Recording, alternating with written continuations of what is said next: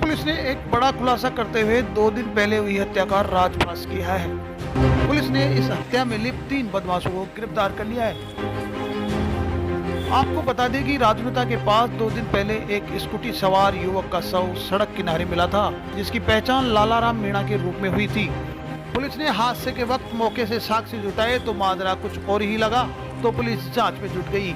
जब पुलिस की छानबीन शुरू हुई तो राज पे राज खुदने लगे। ग्रामीण एसपी ने प्रेस वार्ता में बताया कि आरोपी मामन सिंह के मृतक लालाराम की पत्नी के साथ अवैध संबंध थे। मृतक को इस बारे में पता चला तो उसने अपनी पत्नी को आरोपी से मिलने पर रोक लगा दी। पुलिस द्वारा एक एक्सीडेंट का केस दर्ज हुआ था और एक्सीडेंट का रूप दिया गया था। एफएसएल टीम को बुलाया गया मौके पर, साइबर टेक्निक को काम दिया गया और लेकर पूरी मृत्यु की सूचना कलेक्ट की गई। और जो एक्सीडेंट का रूप दिया गया था, उस एक्सीडेंट का रूप जो दिया गया उसको पुलिस ने तय किया कि एक्सीडेंट में होगी मर्डर। पूरे साक्ष्य इकट्ठे किए, सारे प्रयास किए और यहाँ तक कि कोई शक सुबह कोई कहीं कोई बात नहीं की। इवन कि परिजनों ने भी एक्सीडेंट का मुकदमा दर्ज कराया। ये लालाराम जो मृतक है, इसकी पत्नी का खेम सिंह उर्फ मामन राजपूत, इससे अवैध संबंध थे। मृतक का अपने अवैध संबंधों में रोड़ा बनते देख आरोपी ने 2 साथियों प्रहलाद और कमलेश बावरिया की मदद ली। तीनों ने पहले तो जन्मदिन पार्टी के बहाने लालाराम को केसवाना में किराए के कमरे पे ले गए और उसके बाद जमकर शराब पिला दी।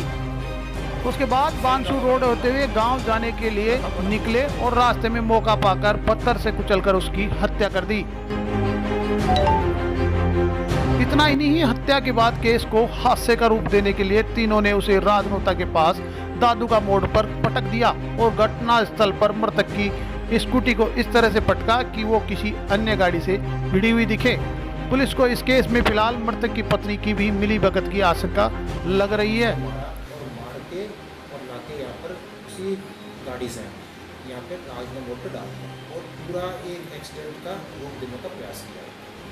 प्रयास करने के बाद में वहाँ से ये लोग निकल गए। पुलिस ने अथक प्रयास करके खेम सिंह को, प्रहलाद को और कमलेश को गिरफ्तार कर लिया है और गाड़ी और पिकअप उसको भी बरामद कर लिया।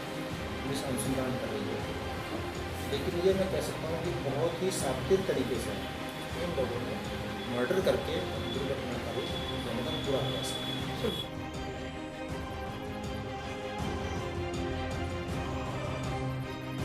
आरोपी भले कितने ही चालाक हो, लेकिन कानून के हाथ लंबे होते हैं और यही इस केस में भी देखने को मिला।